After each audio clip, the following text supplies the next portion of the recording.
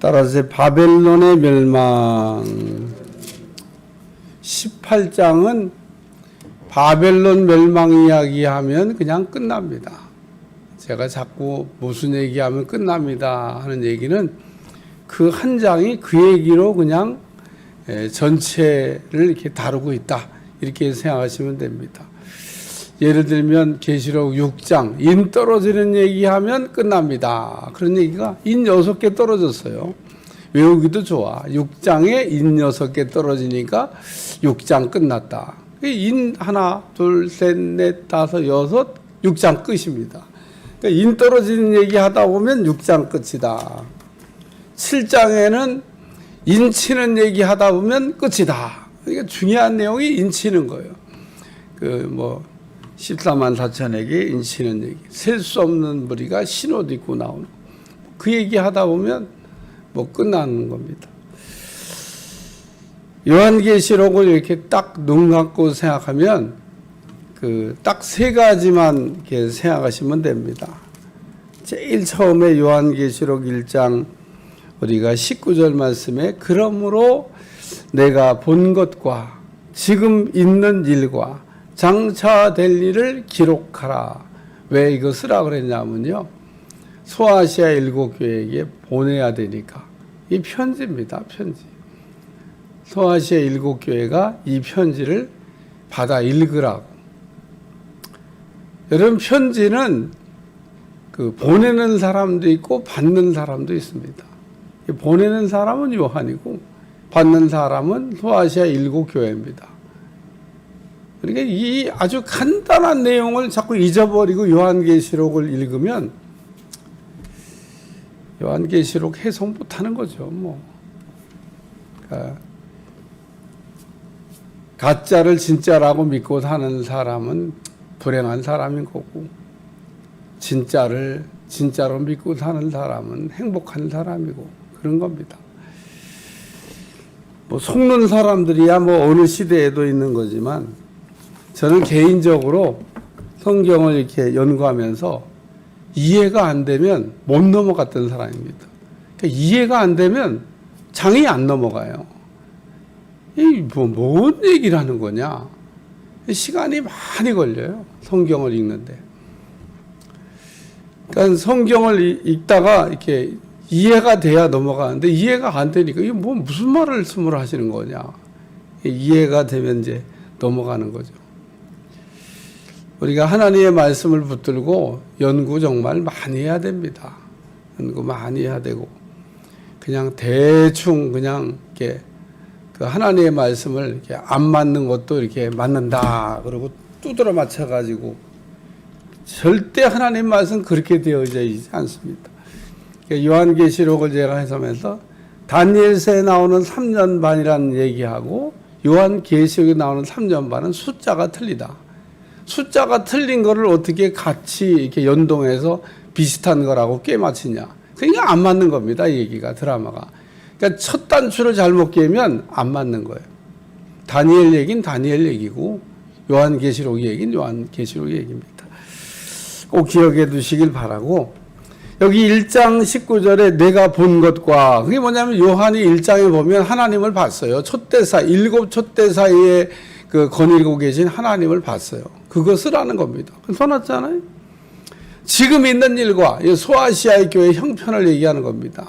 소아시아 교회가 이런 교회도 있고 저런 교회도 있고 지금 있는 일 그러니까 요한이 지금 소아시아 7교회를 봤어요. 저도 김포 시내에 있는 교회를 못 봤습니다. 옆 교회도 모릅니다. 무슨 사정을 갖고 어떻게 목회라고 하는지 모릅니다. 엊그저께 여기 김포제일교회 장로님 만나봤고 짤막하지만 자기교회 얘기를 막 하시길래 그냥 듣고 있었죠. 그 교회는 그렇구나. 그렇게 누가 한번 들려주면은 남의 교회 얘기도 좀 알 수 있지만 그런 경우 아니면 어떻게 알겠어요, 제가.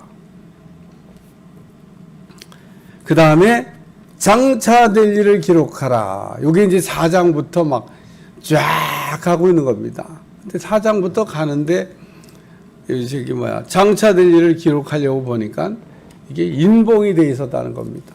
그래서 인 떨어지는 얘기 그 7인 다 떨어지니까 나팔 부는 얘기. 그러면 7째 나팔 불 때 또 보니까 7대접 쏟아지는 얘기. 그러니까 인 떨어지고 나팔 불고 대접 쏟아지고. 거기까지 하다 보니까 이제 요한계시록 벌써 16장까지 날라온 거고요. 16장에 대접 쏟아지는 얘기 하니까 끝난 거예요. 그러니까 여러분이 지금 제가 얘기한 요 내용만 딱 기억하고 있으면 됩니다. 다른 거는 다 엑스트라입니다. 엑스트라. 그리고 요 지금 3가지 내용의 주연 배우가 누구냐? 예수님이시죠. 예? 인 누가 뗍니까? 예수님이 떼시잖아요. 나팔 불 때 누가 오십니까? 예수님 오십니다. 대접장 누가 하시는 일이니까 예수님이 하시는 겁니다. 이것만 기억하고 있으면 됩니다. 뭘 더 기억을 해요? 우리가 어떤 걸 읽을 때 핵심이 뭐냐? 중요한 얘기가 뭐냐? 뭘 얘기하려고 하는 거냐? 이게 줄이면, 쥐어짜면 딱 마지막 남는 거 알갱이 있는데 그 알갱이가 그거라니까요. 그거. 그리고 하나가 더 있습니다. 아직 안 다룬 천년왕국. 여기 하나 더 남았습니다. 뭐 천년왕국 하겠죠. 뭐 뒤에 나온 거니까. 제가 뒤에 천년왕국 나오는데 그걸 뭐 설명 안 하고 지나가겠습니까? 그러니까 천년왕국. 그러니까 이 요한계시록에서는 인 떨어지는 얘기, 나팔분 얘기, 대접재앙 쏟아진 얘기, 천년왕국 얘기. 이거 외에는 없어요, 이거. 다른 거 관심 갖지 말라는 겁니다. 왜 곁길로 자꾸 가냐는 겁니다. 뭐 환란이 어떻고, 뭐 무슨 재앙이 어떻고, 그런 일이 있긴 있죠. 여기 나오니까. 있는 겁니다. 없는 게 아니지만, 그게 포인트가 아니라는 거예요. 어제도 제가 17장을 읽으면서 우리가 막 음녀의 심판, 7머리 10뿔, 또 음녀의 정체 막 이런 거 나오지만 오늘 17장에서 꼭 놓치지 말고 읽어야 될 성경이 어디냐면 다 잊어버려도 돼. 17장 다 몰라도 됩니다. 다 몰라도 되는데 모르면 안 되는 성경 구절이 딱 하나 있습니다. 읽어보겠습니다. 17장 14절 시작. 그들이 어린 양과 더불어 크게 읽으세요. 시작. 그들이 어린 양과 더불어 싸우려. 어린 양은 만주의 주시여 만왕의 왕이심으로 그들을 이기실 터이요. 또 그와 함께 있는 자들 곧 부르심을 받고 택하심을 받은 진실한 자들도 이기리로다. 이게 중요한 말씀이라는 겁니다. 17장 다 잃어버려도 됩니다. 몰라도 돼. 이겼다는 얘기만 하시면 됩니다. 누가? 예수님이 이겼다잖아요. 하나님의 택한 종들이, 진실한 종들이 이긴다잖아요. 승리한다잖아요. 뭘 기억할 게 뭐 있어요? 나는 이게 우리 주님이 이기셨고 우리도 이길 수 있고 또 진실하게 믿음 생활하는 사람이 이길 수 있다고 하는 소망의 메시지 아닙니까? 뭘 덜덜덜덜 떨어요 마귀들을. 이 막 복잡하게 나오는 음력 어떻고 7머리 10뿔이 어떻고 별거 아닙니다. 별거 아닙니다. 우리는 그 위에 천지를 창조하시고 만왕의 왕 되시는 우리가 섬기는 그 하나님을 두려워 떨어야죠. 육체는 죽여도 영혼을 죽이지 못하는 자를 두려워하라잖아요. 하나님의 무서운 심판을 누가 하십니까? 하나님이 하시죠. 그걸 무서워해야지. 마귀도 갖다 쳐넣는 분이 하나님이신데 그분을 두려워해야지. 뭔 마귀를 그렇게 궁금해요? 마귀 하나도 안 궁금해요. 나는 마귀 얘기가 나와도 하나도 안 궁금해. 뭐 마귀가 궁금해요? 하나님이 궁금하지. 하나님을 우리가 알아가야지. 하나님이 이 하나님 이런 분이구나. 그러고 우리가 감격을 해야 되는 겁니다. 그래서 오늘 말씀도 사실은 읽다 보면 18장 바벨론 멸망에 관한 말씀인데 18장에서 꼭 읽어야 될 말씀이 4절과 5절입니다. 4절과 5절. 왜 동그라미가 걸렸는데 5절까지 읽었냐? 앞에 바벨론이 멸망한다는 얘기를 합니다. 근데 이 바벨론이 멸망한다는 얘기는 좀 우리가 한번 이렇게 궁금하니까 설명은 하고 제가 지나가겠습니다. 왜 궁금하냐면 앞에서 음녀에 대한 얘기를 하고 이 음녀가 무리에 앉아 있다. 그리고 그 무리에 앉아 있는 그거를 이렇게 설명하면서 또 보니까 일곱 머리 열 뿔과 또 이 음녀가 또 쌈박질을 해요. 그래가지고 또 막 지들끼리 막 그런 내용 나옵니다. 그런데 중요한 거는 설명을 다 했다는 겁니다. 내가 본 그 여자는 17장 18절 읽는 거예요.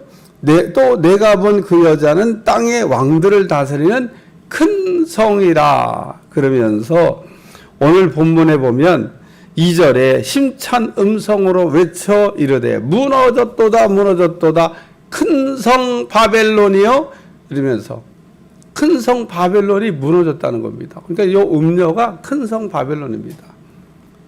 뭐냐? 해석하면 뭐 신비한 줄 알지만 해석 안 해도 안 신비합니다. 괜찮습니다.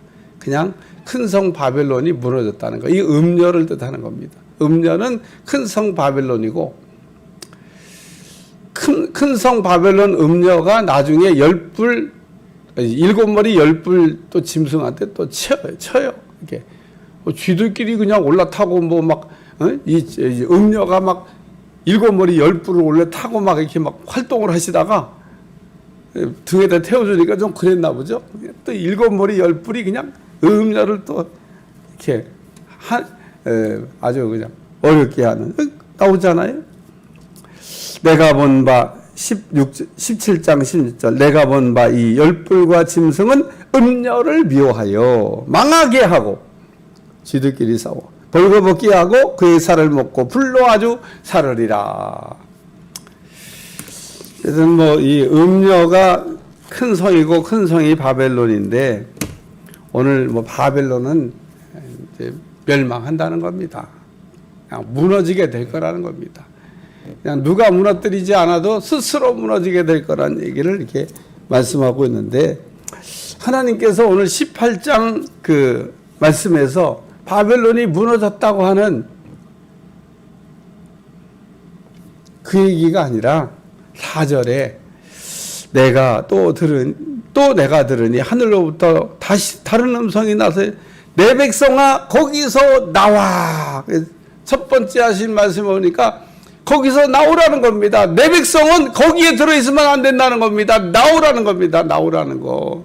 왜 거기에 들어가 가지고 그 안에서 그냥 같이 묻어 돌아가냐는 겁니다.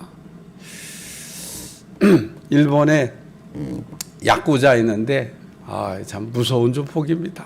근데 이 무서운 조폭을 하다가 어느 날 이제 부인을 잘 만났다든지 은혜를 받았다든지 어떤 조폭이 부인을 잘 만났어요. 아주 신실한 그리스도인을 만났습니다.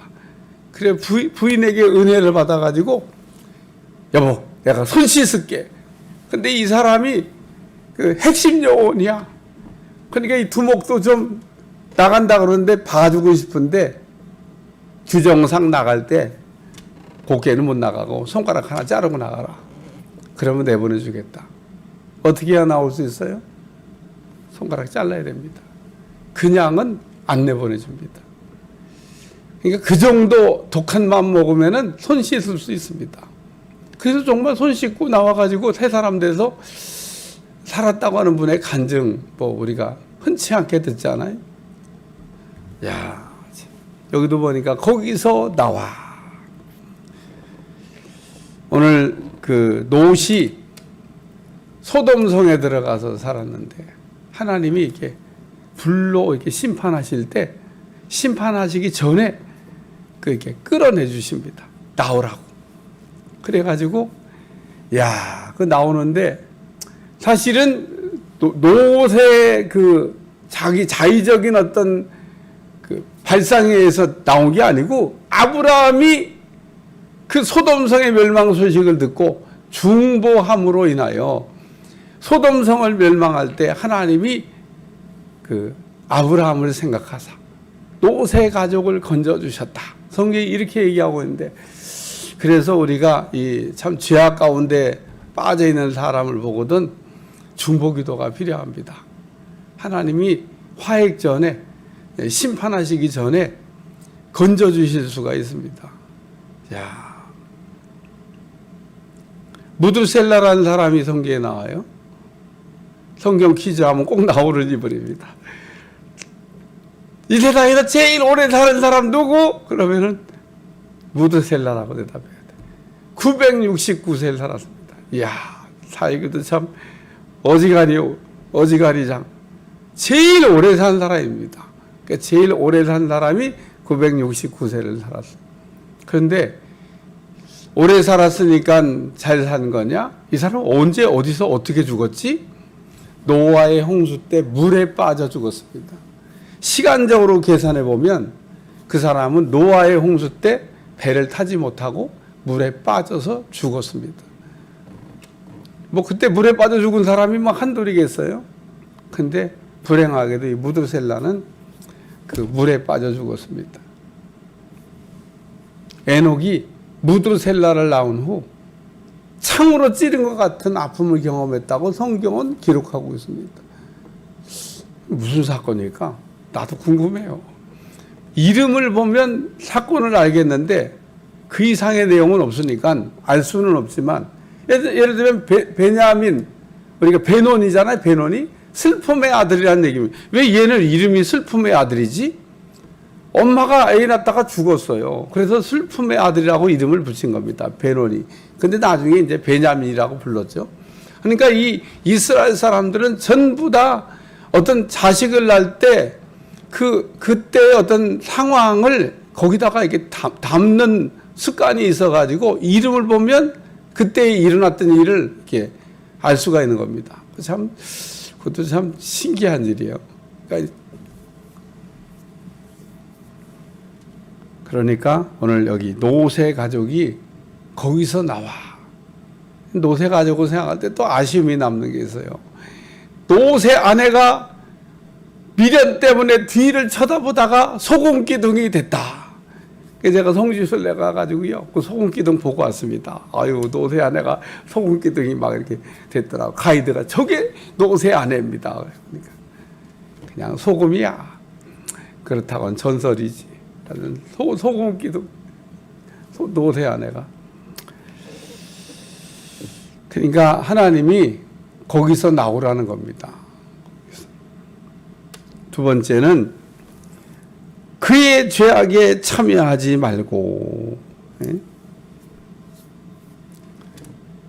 자리 선택 잘해야 된다, 그런 얘기입니다. 그의 죄악에 참여하지 말고. 이 멸망할 것들이 죄 짓는 일에 자기가 왜 동참합니까? 자리 선택이 잘못된 거죠. 자리가 참 중요합니다. 앉아야 될 자리가 있고, 서야 될 자리가 있고, 가야 될 자리가 있고, 가지 말아야 될 자리가 있고, 만나야 될 사람이 있고, 만나지 말아야 될 사람이 있고. 여러분 만남을 놓고도 기도해 보세요. 하나님이 그거 하나 해결 못 해 주실 것 같습니까?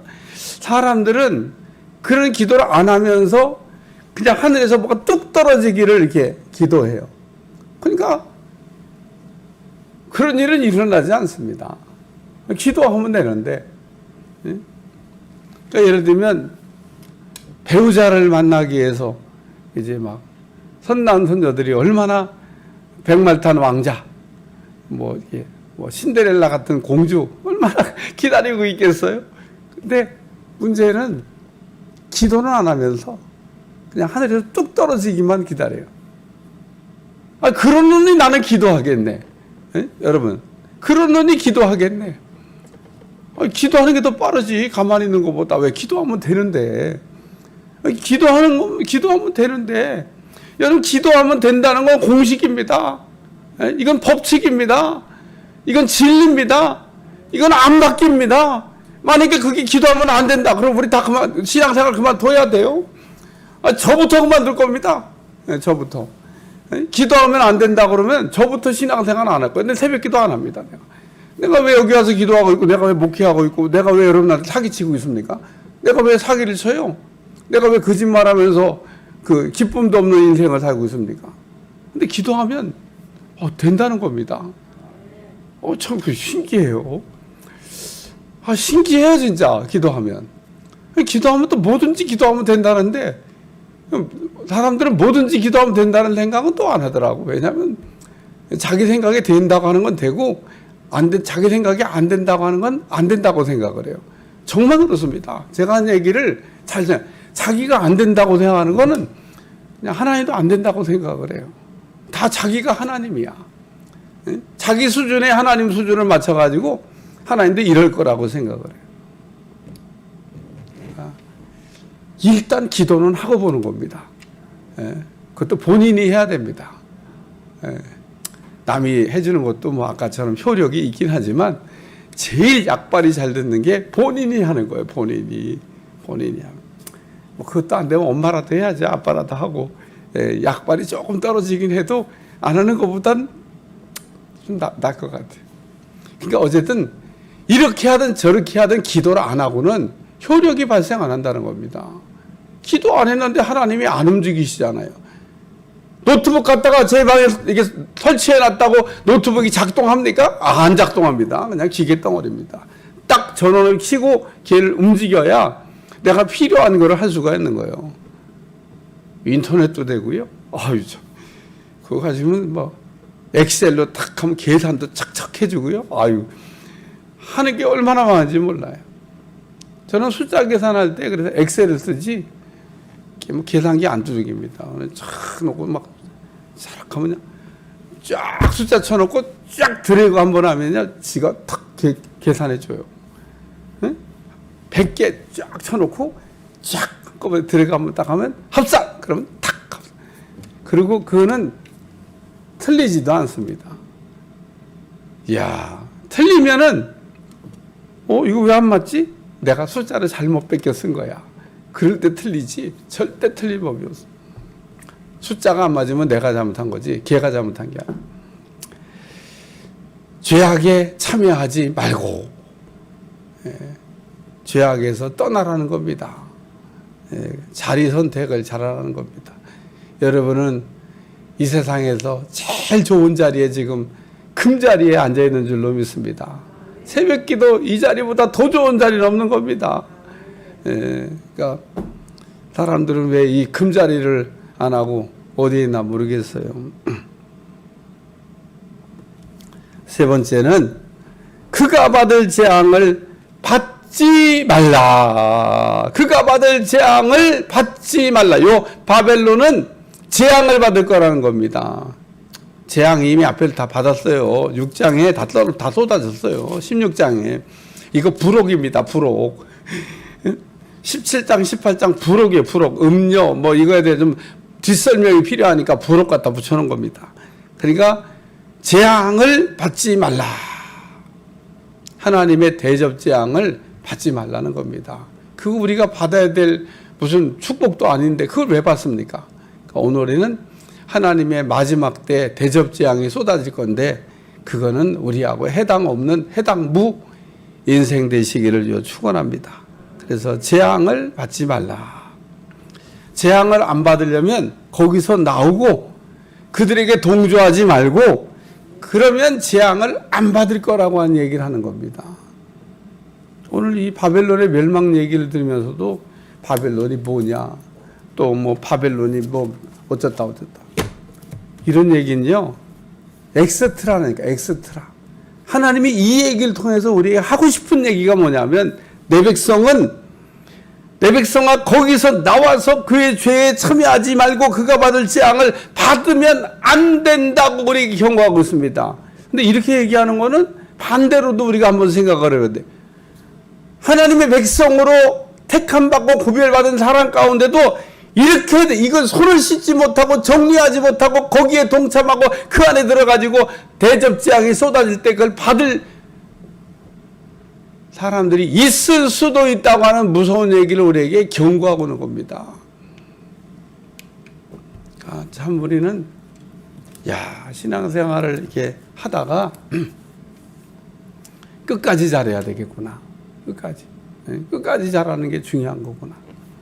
그래 여러분 끝까지 잘하시기 바랍니다. 마지막에도 넘어뜨릴 수가 있다는 거예요. 넘어뜨릴 수. 넘어지지 않는 여러분들이 꼭 되시기를 축원합니다. 기도하겠습니다. 하나님, 바벨론의 멸망, 음녀는 반드시 멸망한다고 하는 말씀입니다.